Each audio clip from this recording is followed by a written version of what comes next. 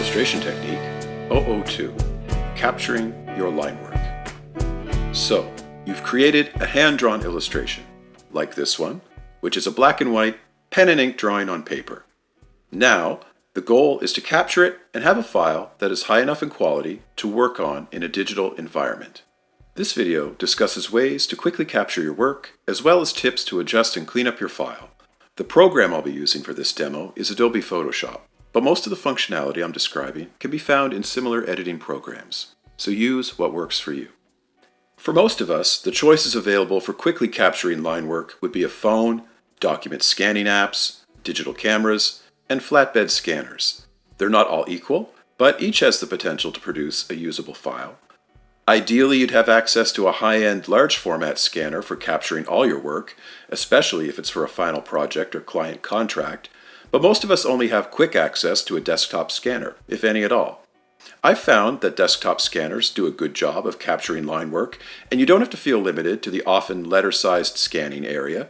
If you like to work larger, like this example, which is on a tabloid-sized piece of paper, you can scan your artwork in sections. Just make sure there's some overlap at the edges. Before I begin scanning, I'm going to check my settings. I like my scans to be as unprocessed as possible, so I turn off the automatic features in the interface like sharpening and contrast because I can fix this afterwards and have more control over the final result. Even though my illustration is black and white, I'm still going to scan using color, so I capture as much information as possible. Finally, the most important setting to check is the resolution. If you want a high-res scan of your work, your resolution will need to be at least 300 dpi. That's dots per inch, also called ppi or pixels per inch. If your image is small, or if you anticipate zooming in and adding lots of fine details, I suggest scanning higher at 400 or 600 dpi. This way, you'll have room to work before the magnification begins to pixelate. In the end, you can always make the file smaller, but increasing resolution later on to make it bigger doesn't bring back details that weren't initially captured. Now that I've scanned in the 3 sections of my artwork at 300 dpi, I'm going to open them up in Photoshop and then cut and paste them all into the same document.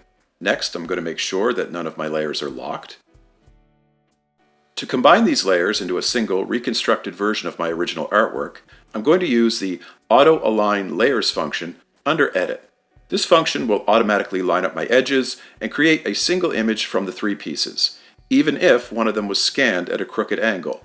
Holding down Shift, I'll select all my layers at once, then run Auto Align Layers, accept the default, and wait for it to process. Now, to get rid of some of the edge discoloration produced by the scanner, I'll use Auto Blend Layers, also under Edit, and this cleans everything up. In my Layers palette, the process has created a new file as well as masked versions of the original 3 layers. I'm happy with the results, so I'll proceed with just this new layer. At this point, it's time to run through a quick checklist and see if anything needs to be adjusted to make this file as finalized as possible. First, image size. Double check that the file is a high enough resolution. The pixel count here is above 5500 in length, which makes it like a 5K image. Had I scanned the image at the default 72 or 75 ppi or screen resolution, the pixel count would be around 1300, which might not be enough if you plan to zoom in and do detailed coloring. Next, cropping and alignment. There's some extra space around the image, so I'm going to crop it smaller and at the same time do a slight rotation to balance my horizon line, assisted by a guide pulled down from the rulers at the top.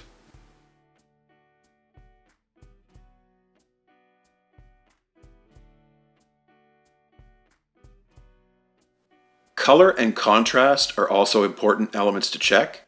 Even though this is a black and white image, there may still be some tinting or color casts. Also, the black lines may not be as dark as they could be.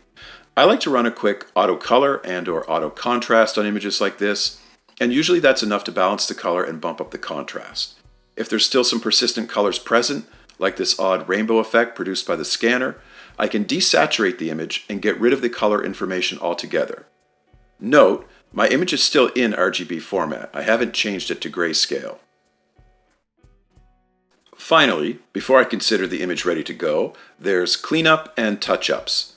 Cleanup involves doing a full inspection of the image at 100% and getting rid of specks and dirt by using the eraser, a paintbrush, a healing tool, or the clone stamp to remove these minor imperfections. Touch-ups involve any line work you want to fix or redraw using the eraser or a paintbrush with a tip that matches the texture of your lines. When you're done here, consider the image captured and prepped and proceed to coloring. Don't forget to save. Now let's take a look at what you can do if you don't have a scanner and need to capture the cleanest possible version of your line work. Start with your setup.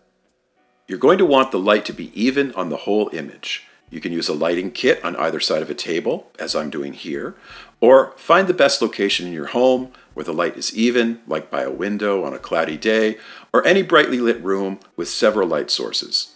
The goal is to look closely at what you're shooting and try to avoid shadows or bright spots on your image. First, I'm going to use two document scanning apps on my iPhone 14 Pro. One is located in the Notes app under Images, Scan Documents.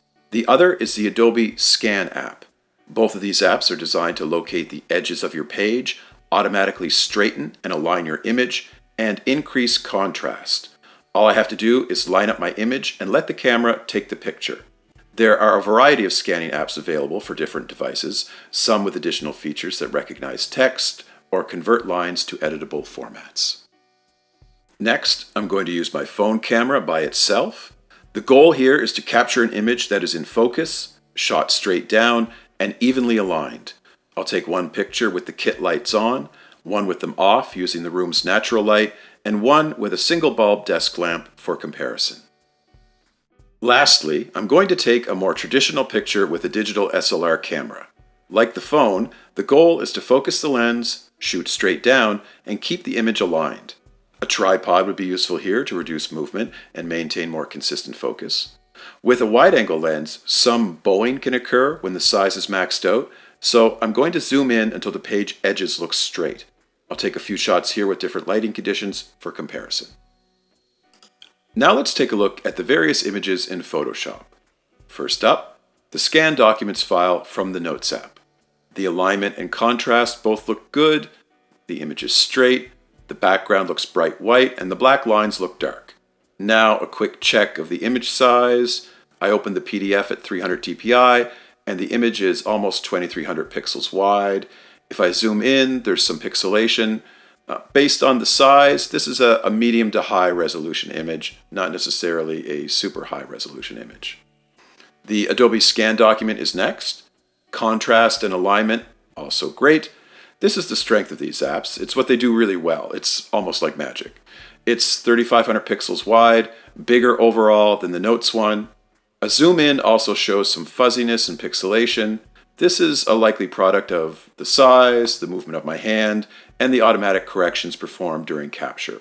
So what this shows is that apps like these excel at creating nicely aligned, high contrast images, ideal for scanning text documents quickly and efficiently. But if you're using them to capture artwork where you need your lines to be cleanly defined for future adjustment, double check your final image sizes to see if it's enough, and check the app settings to see if they offer higher resolution options.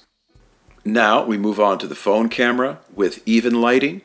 Right away I can see it looks darker. It will need to be cropped. The shooting angle is slightly skewed, but acceptable. The image width is over 4000 pixels, which will get smaller when I crop it. Let's do that now.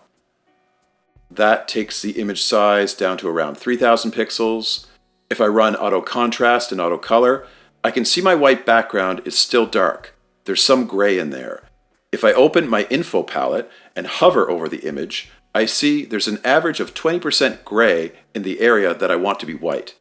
And there's some color information causing a greenish tint. The phone camera did a good job of correcting for the light in the environment, but it still needs to be tweaked to deliver a high contrast black and white image. I'll get rid of the color first through desaturate, and now contrast. Often, the first instinct might be to go to the brightness contrast controls, but as you can see, a heavy increase in brightness also washes out the black lines, and a contrast increase doesn't fix this. So you're much better off using curves, which can isolate specific tonal ranges much better. Go to Image, Adjustment, Curves. This palette presents the full range of contrast in the image, from darkest at the bottom of the slanted line to brightest at the top. If I hover over the gray area of my image and click, the location of that tone appears on my curved line. Now I can simply grab that spot and curve it to smoothly increase contrast in this area. Or grab my top endpoint and drag it over until the gray disappears and my background looks white. The black lines still look dark, but I'll also give them a boost by dragging the bottom point of the line over. Doing a quick undo shows the difference the curves have made. If I zoom in, my lines are cleaner and better defined than the scan apps. So with the camera there was extra color correction, but the line quality and edge definition are better. Now I'll look at the other two lighting conditions, natural room light and desk lamp. I'll also do a quick crop of both of them. The natural light shot is darker and there's a shadow in the top left corner. The lamp shot is even darker and has a hot spot in the top right corner, and there's some yellow and blue color casting going on. So this means desaturation and more extreme curve adjustments will be required to correct these images. And the more correction you do, the higher the chance you'll lose some edge definition and line quality in the process. The images taken with the SLR camera are similar to the iPhone in that there is some darkening and color casts that will need to be corrected, with the desk lamp version requiring the most work. Once they've been cropped and rotated, an image size check shows they're around 3000 pixels, which is still a good size. Because these images are the darkest of the lot, removing the color casts and fixing the contrast requires more extreme curve adjustments, and a close-up reveals some of the background distortion that occurs even after the first adjustments.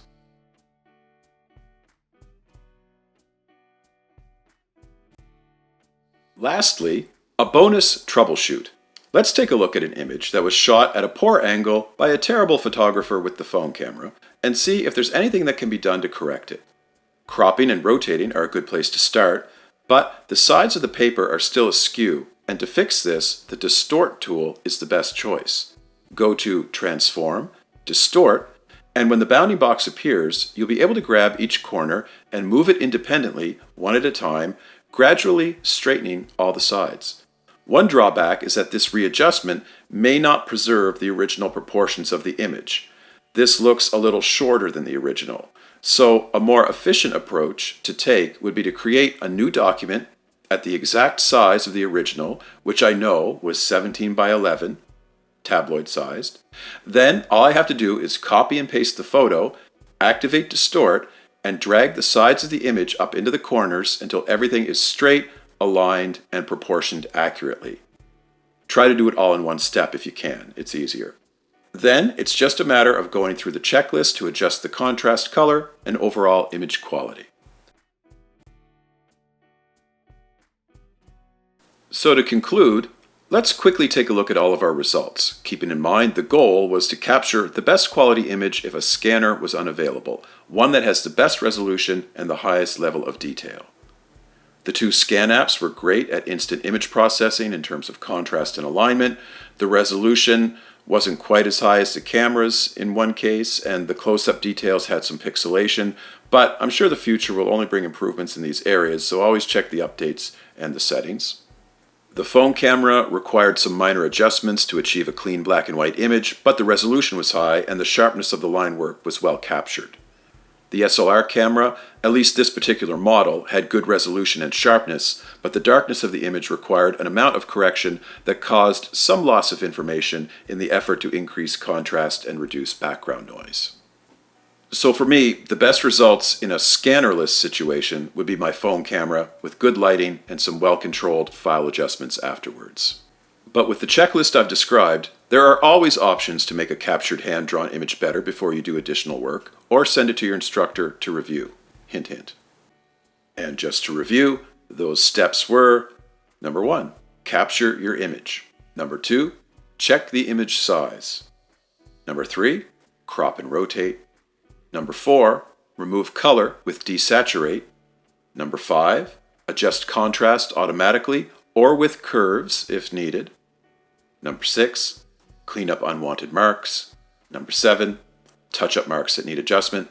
And number 8, save your file. Use a native uncompressed format like Photoshop for future work and JPEG, PNG, or PDF copies for sharing.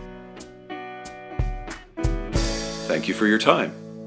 Check back for future episodes, as well as examples of these techniques in practice. Have a great day.